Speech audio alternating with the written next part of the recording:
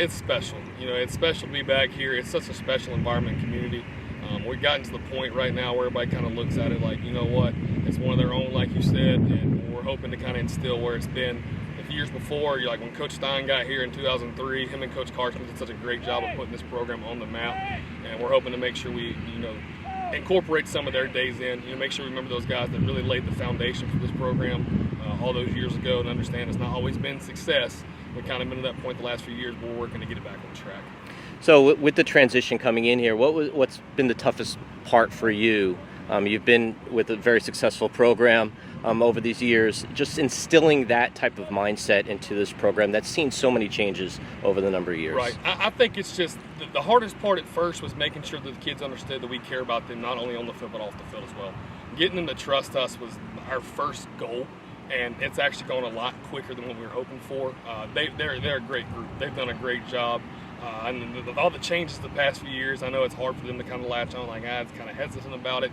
This senior class has been through so much. They've been through 3 head coaches now, losing Coach Balcom, who did a great job their freshman year, to Coach Hack, who got kind of thrown into an unfair situation with all the COVID stuff, who's had a really tough time that just not everybody, and it's a tough go right there with all the COVID stuff. So really feel for him. But just getting these kids out here to trust us and believe in what we're doing.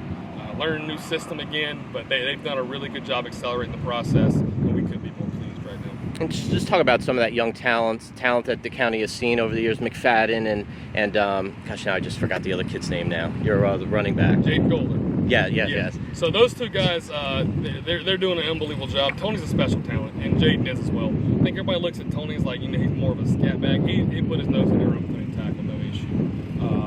Put a little bit more weight on him and Jaden They both did a great job in the weight room this winter. I think Jaden put on 10, 15 pounds, somewhere around in there. Really did a really good job in there. And they're both going to be on the field. Jaden plays some receiver for us now. We just got to find a way to get them both on the field and make defenses defend both of them. And your quarterback situation? Quarterback right now, we'll stick with Brady unless something unforeseen happens. He's done a really good job leading the offense. Not to say he's guaranteed the starting job. Anything can happen. We got a couple other guys. R.J. Oakley be a junior. He played JV for us last year. Right now at camp, it's going to be kind of, we're going to throw them both in there and see what happens. If somebody kind of takes that next step, and we're all about open competition. We want the best guy to be out there.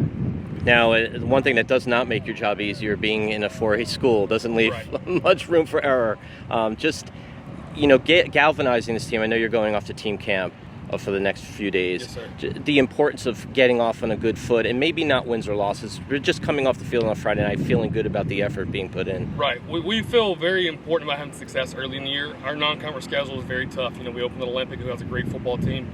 A.L. Brown, traditionally very strong.